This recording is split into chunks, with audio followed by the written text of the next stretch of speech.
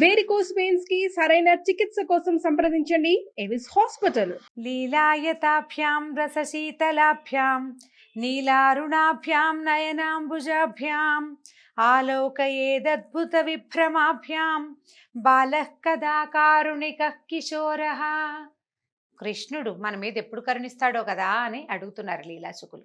అయితే మనం భాగవత కథాసుధ 7వ భాగంలోకి వచ్చాం.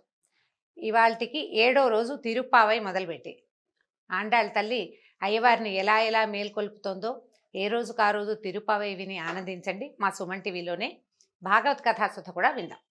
అయితే కృష్ణుడు తర్వాత గోపబాలుడు దూడలు వాళ్ళు కాస్తున్నటువంటి దూడలతో సహా అఘాసురుడనే కొండ చిలువ నోట్లోకి వెళ్ళారు. ఈ వెళ్ళిన తర్వాత కొండ చిలువని సంహరించాడు. వీళ్ళంతా బయటకు వచ్చేసారు. ఈ బయటకు వచ్చేసి ఇంటికి వెళ్ళిపోయారని చెప్పుకుంటున్నాం. అయితే ఈ వ్యవహారం ఇది ఏమిటి? అఘాసురుణ్ణి కృష్ణుడు సంహరించింది 5వ ఏటైతే 6వ ఏట గోపబాలుడందరికీ చెప్పారట ఒక సర్పాన్ని కృష్ణుడు సంహరించాడు అని. పరీక్షిత్ మహారాజు ఆశ్చర్యపోయాడు. సుఖమహర్షి, నీవు నా గురువి, శిష్యుల సందేహాలు గురువులు ప్రేమతో తీరుస్తారు. కృష్ణుడు 5వ ఏట అఘాసురుణ్ణి సంహరిస్తే 6వ ఏట ఆ కథ గోపకులంలో ఎలా తెలిసింది? గోకులంలో సంవత్సరం పాటు విస్మయంలో ఉన్నారా గోపబాలురంతా? పైగా బోలంటే మంది, వందల మంది గోపబాలుడు, వేల గోవత్సాలు దూడలు. వీళ్ళలో ఒకళ్ళైనా వెంటనే చెప్పలేదా? ఏడాది కాలం పట్టిందని చెప్తున్నావే, అది ఎట్లా సమంజసంగా ఉంది అని అడిగాడట. అడిగితే దీనికి చెప్తున్నారు, ఈ సంవత్సరం అనే ప్రస్తావన తేకుండా ఏడాది ఎలా గడిచిందో చెప్పలేదు, నువ్వు ఎట్లా గడిచిందో చెప్పమంటున్నాడు. సుఖమహర్షి సమాధానం చెప్తున్నాడు. రాజా, చాలా మంచి ప్రశ్న వేసావు. నువ్వు వరుసగా ఎన్నో ప్రశ్నలు అడుగుతున్నావు. దానివల్ల ఏంటంటే మనకి ప్రశ్నల వల్ల కథ లోపలికి భాగంలోకి లోతులలోకి వెళ్తాం. మనం భాగవత కథలో ఎన్నో లోతులు ఉన్నాయండి. మనం సామాన్యంగా పెద్దవాళ్ళు చెప్పినట్టు ప్రవచనంగా కాకుండా కథగా చెప్పుకుంటూ వెళ్తున్నాం.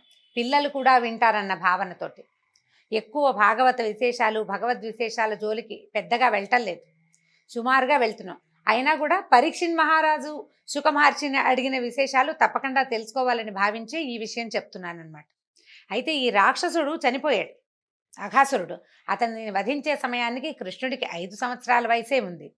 ఆ దేవతలు ఆనందం పట్టలేకపోయారట. ఇంత పెద్ద సర్పాన్ని చిన్న బాలక రూపంలో ఉన్న విష్ణువు వధించటం అనేది చాలా పరమాద్భుత లీలగా అనిపించింది. వాళ్ళు పైనుంచి ఆనకాలు దుందుబులు దేవదుందుబులు మోగినాయి, పైనుంచి పుష్పవృష్టి కురిసింది, అందరూ ఆనందించారు. ఈ గోకులాన్ని రక్షించడానికి కృష్ణుడు చేస్తున్న అద్భుతమైన చేష్టలు, ఆశ్రితుల పట్ల ఆయన చూపించే అపరిమితమైనటువంటి కరుణ, ఇవన్నీ ఆనందంగా అనిపిస్తోంది. అయితే ఈ గోపాలుడిని రక్షించటానికి కృష్ణుడు ఇంకా ఎంత దూరం వెళ్తాడో చూడాలనిపించిందట సృష్టికర్త అయిన బ్రహ్మదేవుడికి. ముందు ఒక రాక్షసిని చంపాడు, తర్వాత ఇంకొకరిని బండిని తన్నాడు, తర్వాత తృణావర్తుడితో వెళ్ళాడు, ఆ తర్వాత ఒక కొంగని చంపాడు. ఎంతమందిని చంపుతున్నాడు? కొంగని దూడ రూపంలో వచ్చిన వాళ్ళని ప్రతి వాళ్ళని సంహరించి ఈ తనతో ఉన్నటువంటి గోపాలుడిని రక్షించే ప్రయత్నం చేస్తున్నాడు. ఇంకా ఎక్కడికి వెళ్తాడు, ఇంకేం చేస్తాడో చూడాలనుకున్నాడు బ్రహ్మదేవుడు. ఏం చేశాడు? ఈ అఘాసుర సంహారం తర్వాత కృష్ణుడు ఏం చేశాడట, తన మిత్రుల్ని దూడల్ని అందరినీ యమునా నదికి తీసుకొచ్చాడు. యమునా తీరానికి భోజనం చేసి ఆడుకుందాం అనుకున్నారు. సరే, వీళ్ళు ఏం చేశారు, దూడలకి నీళ్లు తాగిచ్చి వాటిని మేతలకు వదిలిపెట్టేశారు. వదిలిపెట్టి సద్దులు తెచ్చుకుంటారు. రోజు పొద్దున్నే కదా వీళ్ళు బయలుదేరి వచ్చేది, సద్దన్నం తెచ్చుకుంటారు. బాగా ఎండెక్కే వేళకి ఇంటికి వెళ్ళిపోతారనమాట. లేదా ఎండెక్కి చల్లబడే వేళకి పొద్దుటికి ఒక మూట, మధ్యాహ్నానికి ఒక మూట కూడా కడతారు. వీటి పొద్దున్నే వచ్చేసేటప్పుడు చద్దెన్నాలు మూట కట్టి తెచ్చుకున్నారు. ఏం చేశారు, చక్కగా అన్నీ ఎవరి మూట వాళ్ళు ఊడదీశారు. ఎవరి మూట వాళ్ళు ఊడదీసి కొందరి దగ్గర పెరుగన్నం ఉంది, కొందరి దగ్గర రాత్రి చేసిన పులిహార ఉంది, ఇంకొందరు పెరుగన్నాలు రకరకాలు తెచ్చుకున్నారు. ఈ పెరుగన్నంలో నలుచుకోవడానికి ఊరగాయలు కూడా తెచ్చుకున్నారు. మరి పెరుగన్నం ఒట్టిగా తింటే డెక్కబట్టేస్తుంది, తప్పకుండా నలుచుకుందుకు ఏదైనా కావాలి. ఈ వేళ్ల సందులో ఊరగాయ ముక్కలు పెట్టుకుని ఇట్లా ఒక ముద్ద తినటం, ఊరగాయని నాలికతోటి చప్పరించటం అనమాట. కృష్ణుడికి చూపిస్తున్నారు ఇట్లా తినాలి, ఇట్లా తినాలని. ఈయన ఏం చేశాడు, చక్కగా ఈ వర్తులాకారంలో కూర్చున్నారు పిల్లలంతా. బ్రహ్మదేవుడు చూస్తున్నాడు కృష్ణుడు ఎట్లా ఉన్నాడా అని. ఈయన వేణువును ఏం చేశాడు, ఫ్లూట్ ఊదుకుంటూ తిరుగుతుంటాడు. వేణువుని గురించి మళ్ళీ చెప్పుకుందాం ఇంకొకసారి. ఆ వేణువుని నడుముకున్న దట్టిలో దూపాడు. కొమ్ము బూరాన్ని బెత్తాన్ని సంకలో పెట్టుకున్నాడట. బూరా ఊదాలి, ఎవరెవరు ఎక్కడున్నారో పిలుపు కోసం. ఆ బూరా ఊదంగానే అందరూ పలుకుతారు. అక్కడి నుంచి ఈ దూడల్ని తోలడానికి చిన్న బెత్త ఉంది, ఎడం చేతిలో పెట్టి సంకలో పెట్టుకున్నాడట. అరిచేతిలో పెరుగన్నం తెల్లగా, అక్కడి నుంచి వేళ్ల మధ్య ఎర్రటి ఊరగాయ పెట్టుకుని తింటున్నాడు. ఈ బాలుడందరూ ఒకళ్ళ చేతుల్లోది ఒకళ్ళు లాగేసుకుంటున్నారు. ఒరే నీ ఊరగాయ బాగుంది, మీ ఇంట్లో బాగుంటుంది, మీ అత్తయ్య బాగా చేస్తుంది, ఇట్లా మాట్లాడుకుంటూ ఆ ఒకళ్ళ దాంట్లోంచి ఒకళ్ళు తీసుకుంటున్నారు. చద్దెన్నాలు ఎంగిలన్నాలు తింటున్నాడు కృష్ణుడు వీళ్ళతో పాటు. ఈయన అరచేతిలో ఉన్నది ఎంత బాగుందో అనగానే ఇంకొక పిల్లవాడు ఎవడు ఏది ఏది నాకు చూపించు అంటే ఈయన ఇప్పటిదాకా ఈయన ఆస్వాదించిన ఊరగాయ రుచి ఇంకో పిల్లాడు ఆస్వాదిస్తున్నాడు. ఇలా ఎంగిళ్లతోటి పెరుగన్నారు చద్దన్నం తింటును కోలాహలంగా ఉన్నటువంటి కృష్ణుడిని చూసి ఏమనుకున్నాడు ఆయన, పవిత్రమైన యజ్ఞభాగాలు స్వీకరించే శ్రీమన్నారాయణుడు సద్దన్నం తింటున్నాడు, అది కూడా బాలురు, మానవ బాలురు, వాళ్ళ ఎంగిలి. ఎంత చిత్రమో అనిపించిందట. పైగా అవి తింటుంటే ఎలా ఉందంటే అవి ఏదో స్వర్గారోహణ చేస్తున్నంత సంతోషంగా నవ్వుతున్నాడు ఆయన. ఈ పెరుగన్నం చద్దన్నం తింటుంటే ఎంత ఆనందంగా ఉందో, ముద్ద ముద్దకి ఆస్వాదిస్తున్నాడు, ఎంత బాగుందో అని లొట్టలేస్తున్నాడు. ఎంగిలన్నం తీసుకుని తింటున్నాడు. దేవతలందరూ ఆశ్చర్యంగా చూస్తున్నారు. ఈయనకి యజ్ఞానికి అధిపురుషుడు విష్ణువే. యజ్ఞంలో వేసినవన్నీ విష్ణువుని చేరతాయి. యజ్ఞానికి మొట్టమొదటి ఆవిర్భోక్త సాక్షాత్ శ్రీమన్నారాయణుడు. అటువంటి వాడు ఈ భూలోకంలో ఒక బాలక రూపధారి అయి ఈ మానవుల తాలూకు పిల్లల ఎంగిళ్ళు తింటూ వీళ్ళతోటి సంతోషంగా ఉన్నాడని ఆశ్చర్యంగా చూస్తున్నారు. ఇంతలో వీళ్ళ చుట్టుపక్కల ఉన్న దూడలు కనపడలేదు, దూరంగా పోయినాయి. ఈ పిల్లలు కంగారు పడి ఆ చద్దన్నం వదిలిపెట్టి లేవబోయేసరికి కృష్ణుడు ఏమన్నాడు, ఈ పెరుగన్నం చేతిలో పెద్ద ముద్దుంది, ఇవి ఆవకాయ ఊరగాయ వేళ కింద సందులో 2 వేల సందుల్లో 2 రకాల ఊరగాయలు పెట్టుకున్నాడు. ఉండండి నేను చూసొస్తానని ఏం చేశాడు, ఈ ఎంగిల్ చెయ్యి ఎంగిల్ మూతితోటే లేచి బయలుదేరాడు. వెళ్తున్నాడు ముందుకి. ఈ కనపడలేదు. ఇంకా కాస్త దూరంగా వెళ్ళేసరికల్లా ఎప్పుడైతే ఈ పిల్లలకి ఉన్న కొన్ని దూడలకి కృష్ణుడు దూరం అవ్వగానే ఏం చేశాడు, బ్రహ్మ తన ప్రభావంతో ఈ పిల్లలని దూడలని మాయం చేసేసాడు. ముందుకు వెళ్ళిన కృష్ణుడికి అక్కడ దూడలు కనపడలేదు, వెనక్కొచ్చి చూస్తే తన మిత్రుడు కనిపించలేదు, పిల్లలు కూడా లేరు. సర్వజ్ఞుడైన కృష్ణుడికి ఇదంతా బ్రహ్మమాయ అని తెలిసింది. ఇప్పుడు ఏం చేయాలి, తను ఏం చేయాలా అనుకున్నాడు. తను తలుచుకున్నంత మాత్రం చేతే ఆ పిల్లల్ని బ్రహ్మమాయ నుంచి విడిపించి తెచ్చేసుకోగలడు. కానీ సత్యలోకం నుంచి దిగొచ్చాడు బ్రహ్మ తన సంగతి ఏమిటో చూడ్డానికి. ఈ కృష్ణుడు ఎంత దూరం వెళ్తాడో, ఈ కృష్ణమాయ ఏమిటో, ఆయన ఎలా ఇక్కడ తన లీలలతో ప్రవర్తిస్తున్నాడో చూడాలని స్వయంగా సత్యలోకం నుంచి బ్రహ్మదేవుడు వచ్చేస్తే ఆయన సరదా ఎందుకు పోగొట్టాలి? భగవంతుడు ఎవ్వరి సరదాలు పోగొట్టడు. ఈ బ్రహ్మదేవుడు సరదా పోగొట్టకుండా ఉండడానికి ఏం చేశాడు, ఆయన ఎంత అత్యద్భుతమైనది చేశాడు చూడండి. బ్రహ్మమాయ తొలగించటము పనికి వద్దనుకున్నాడు. తొలగించకపోతే కుదరదు. సాయంకాలం అయ్యేసరికల్లా పిల్ల జల్ల అందరూ ఇల్లు చేరాలి కదా. ఈ దూడలు తోలుకొచ్చిన చిన్న పొన్న పిల్లలు 5-5 ఏళ్ల నుంచి 10-12 ఏళ్ల దాకా ఉన్నారు. ఈ పిల్లలంతా దూడలు, వీళ్ళందరూ ఇల్లు చేరకపోతే, దూడలు లేకపోతే ఆవులు ఏడుస్తాయి, పిల్లలు రాకపోతే తల్లులు ఏడుస్తారు. ఏం చెయ్యాలా అని ఆలోచించి ఏం చేశాడు, ఒకే ఒక ఉపాయం ఏంటంటే బ్రహ్మమాయకి ప్రతిక్రియ విష్ణుమాయే అని భావించాడు. అందుకని ఏం చేశాడు, అటు విధాతకి వేడుక కలిగించాలి, గోకులంలో అందరినీ హాయిగా సంతోషంగా ఉంచాలి. అందుకని ఏం చేశాడు, జగత్ సృష్టికర్త అయిన కృష్ణుడు వెంటనే తానే వందలాది గోపబాలురుగా మారిపోయాడు. తానే వేలాది లేగదూడలైపోయాడు. ఎందరు బాలురు ఉండాలో అందరూ, ఎవరి ముక్కు ఎవరి మొహం ఎవరి మూతి వాడిదే, అదే రూపం అదే రంగు అదే గంతుతోటి ఆ బాలుడైపోయాడు. ప్రతి బాలుడి రూపము తనే ధరించాడట కృష్ణుడు. సరిగ్గా ఆ రోజు ఎవరెవరు ఏ ఏ వస్త్రాలు ధరించి వచ్చారో, ఎవరు ఎలాంటి సెలగోల ఎలాంటి కర్ర ఎలాంటి కట్టె పుచ్చుకొచ్చారో అవే రకాలతోటి ఏమీ మార్పు లేకుండా వాళ్ళు తెచ్చిన కొమ్ము బూరాలు, వాళ్ళు తెచ్చిన బెత్తాలు, ఎవరు ఏ చద్దన్నం తింటుండగా మాయమయ్యారో అదే చద్దన్నం ముందు పిల్లలు ప్రత్యక్షమయ్యారు.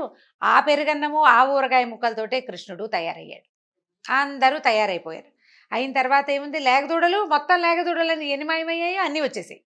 అన్ని లేగదూడలు అవే. ఏ దూడకి ఏ రంగో, ఏ దూడకి ఎక్కడ ఏ మచ్చ ఉందో, కొన్నిటికి ముఖం మీద మచ్చ ఉంటుంది, కొన్నిటికి వీపు మీద మచ్చలు ఉంటాయి, కొన్నిటికి కాళ్ళ దగ్గరే బ్రౌన్ కలర్ కనిపిస్తుంది, కొన్ని మొత్తం అంతా బ్రౌన్గా ఉండి కపిల గోవులు, ముఖం మీద మాత్రం శ్రీవత్సమలే చిన్న తెల్ల మచ్చ ఉంటుంది. అట్లా ప్రతి దూడ దాని స్వస్వరూపంతో ప్రవర్తిల్లేలాగా వచ్చేసాడు. మొత్తం కృష్ణ రూపాలే. అక్కడి నుంచి సర్వం విష్ణుమయం అయిపోయింది. ప్రపంచమంతా విష్ణుమయమే, విశ్వమంతా విష్ణుమయమే. విష్ణువు కానిది ఏది లేనే లేదు. ఆ వాక్యాన్ని ప్రత్యక్షంగా నిరూపిస్తున్నట్టుగా స్వామి తనే దూడలుగాను గోపబాలురుగాను మారిపోయాడు. సరే తనలో మరి ఇప్పుడు ఇంతమంది పిల్లలు కూర్చుంటే తనే మాట్లాడుకుంటున్నాడు తనతోటి. తనతో మాట్లాడుకుంటూ తనే అందరి బదులు చద్దన్నాలు తిన్నాడు.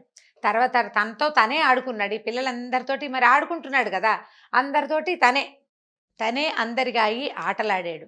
తర్వాత సాయంకాలం అయ్యేసరికల్లా ఈ గోపబాలుడుగా గోవత్సాలుగా ఉన్న తనను తాను అదిలించుకుంటూ తనను తాను తోలుకుంటూ రేపల్లెకి చేరాడు. వ్రజం చేరిపోయాడు. చేరిపోయేసరికల్లా ఏ తల్లి బిడ్డ ఆ తల్లి ఇంట్లోకి వెళ్ళిపోయాడు యథాప్రకారం.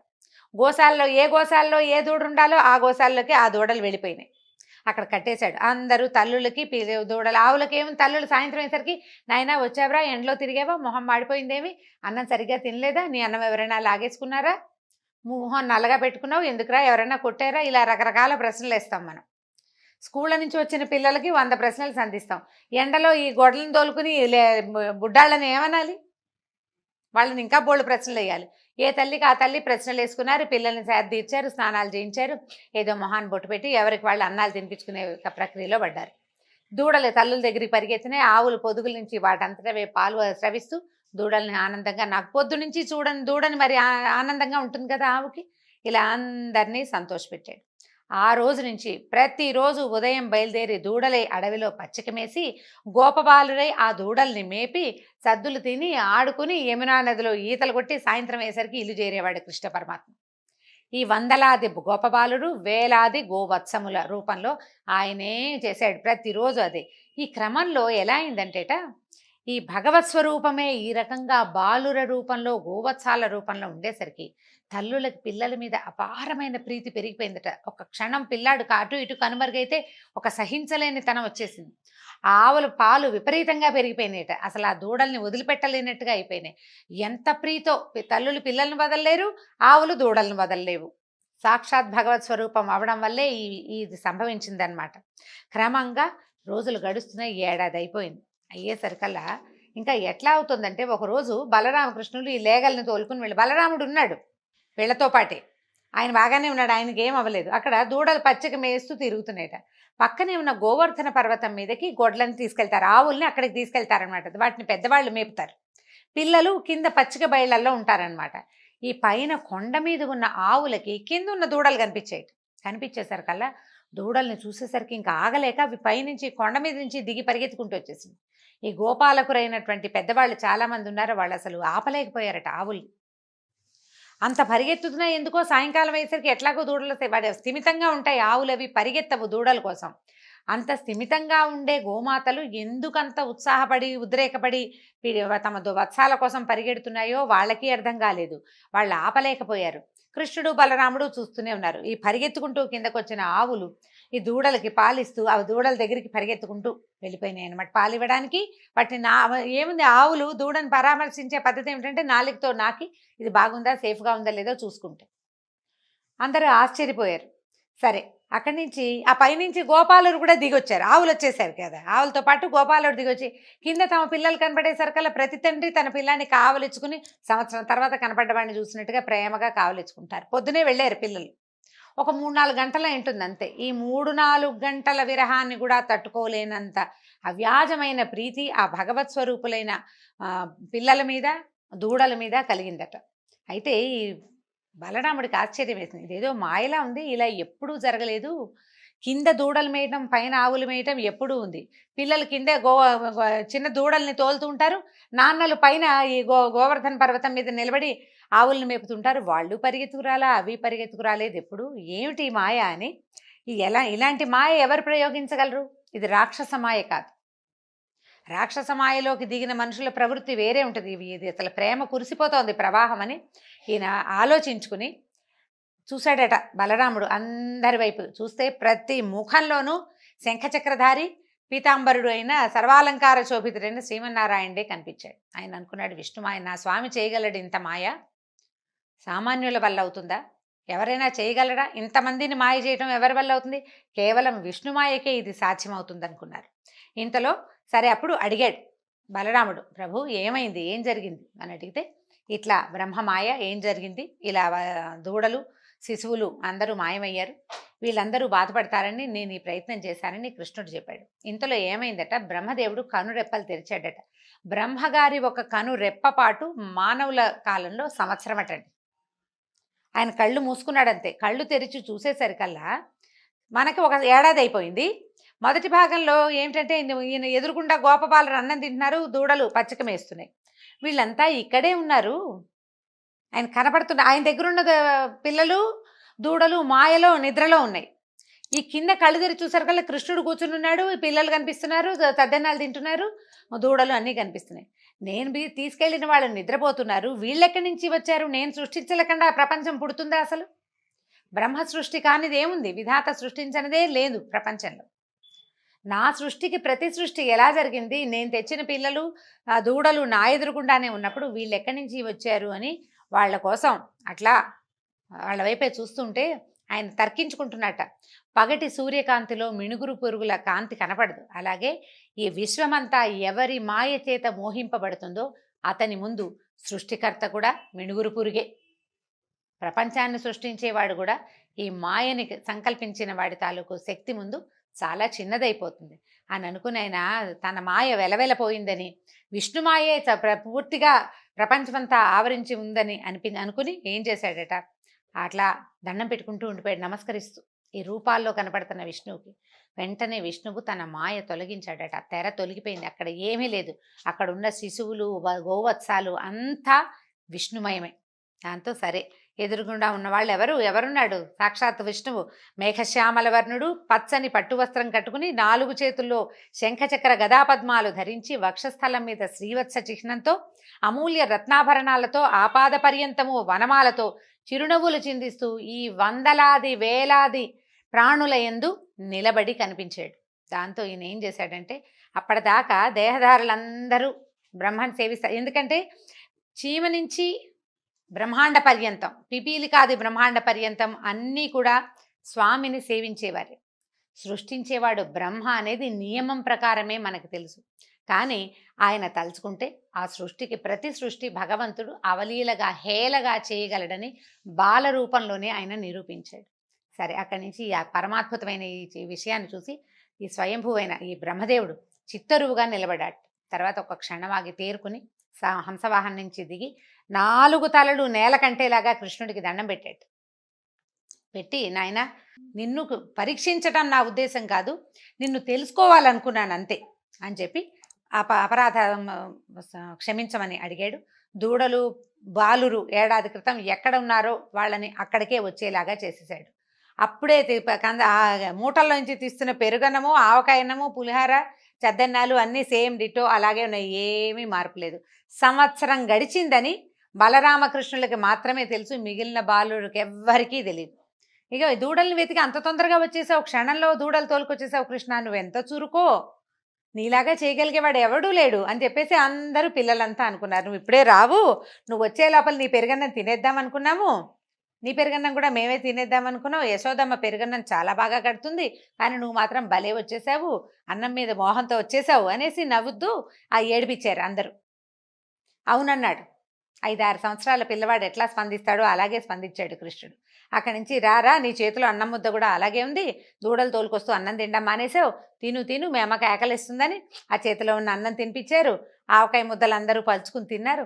హాయిగా ఆనందంగా తిని ఆడుకుని సాయంకాలం చీకటి పడే వేళకి అందరూ బృందావనానికి తిరిగి వచ్చేశారు.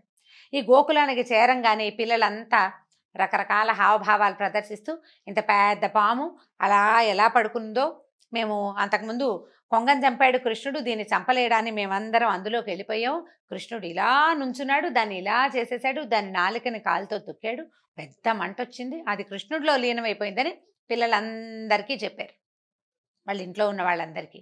ఇది ఏడాది క్రితం జరిగిందని ఎవ్వరికీ తెలియదు, కానీ నిజానికి ఏడాది క్రితమే జరిగింది. ఈ 1 సంవత్సర కాలం గడిచిపోయింది. నిన్నటిదాకా మన దగ్గర ఉన్న పిల్లలు ఇవాళ పొద్దున వెళ్ళిన పిల్లలే ఇప్పుడు వచ్చిన పిల్లలని అనుకోలేదు వాళ్ళు. అది ఇప్పుడే జరిగిందని తల్లిదండ్రులు మొత్తం గోకులంలో ఉన్న వాళ్ళంతా భావించారు. ఆ తర్వాత ఈ సుఖమహర్షి పరీక్షిత్తుకి సందేహం ఇలా తీర్చాడనమాట. ఈ ఏడాదికి కృష్ణుడికి 5 నుండి 6 సంవత్సరాలు వచ్చినాయి అని చెప్పారు. దీంతో ఈరోజు భాగవత కథాసుత సమాప్తం. వచ్చే భాగంలో మరిన్ని కొత్త కథలతోటి కలుసుకుందాం. నమస్కారం.